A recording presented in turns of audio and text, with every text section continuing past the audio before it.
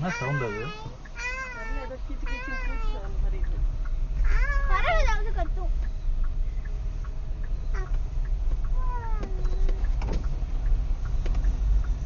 இன்னும் ரைட்டால இந்த கார் மேல ஏறி உட்கார்ந்துடலாம் போல சந்தோஷ் வழியா.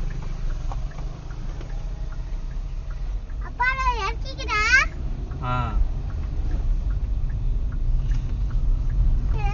மோயர் டேம் இன்சைடு தான் வந்ததா? மோயர்.